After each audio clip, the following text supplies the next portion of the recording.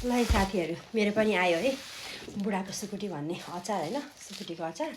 नेपाल धरानदेखि होइन मजाले प्याक गरेर आएको हुँदो रहेछ अनि म चाहिँ आज कस्तो हुँदो रहेछ भनेर ट्राई गर्नु पऱ्यो क्या कसैले भन्छ मिठो छ कसैले भन्छ मिठो छैन भन्छ है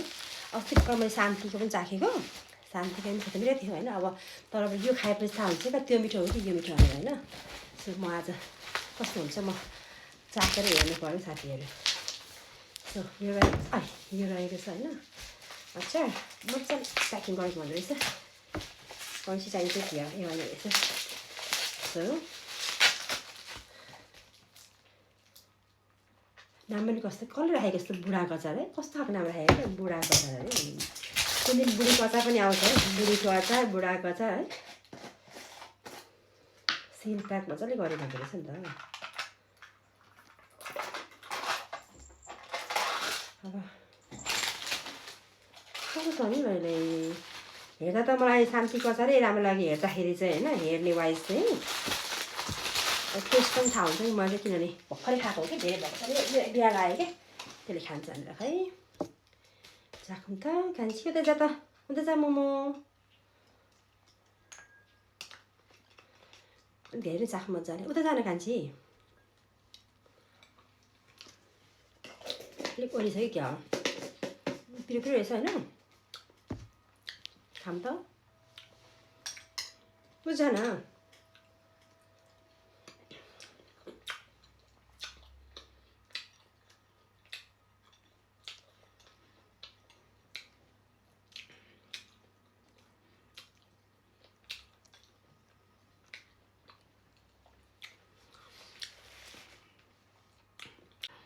त्यो हेरेर त्यतिको मिठो चाहिँ लागेन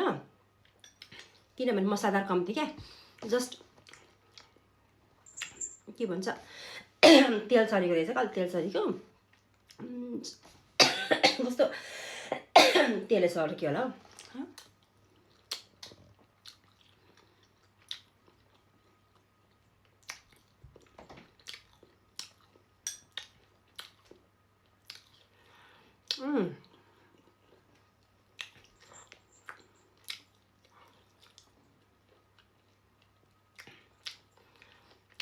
अलिकति नुन खराएछ होइन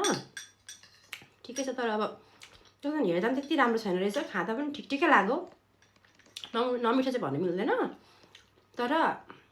मैले भर्खर शान्तिको खाएको नि त शान्तिको चाहिँ पुरा मसलादार हुन्छ नि लाइक वान्स मुखमा हालेपछि चाहिँ खाएको खाइ गर्नु मन परि खाएको हुन्छ क्या त्यस्तो नरहेछ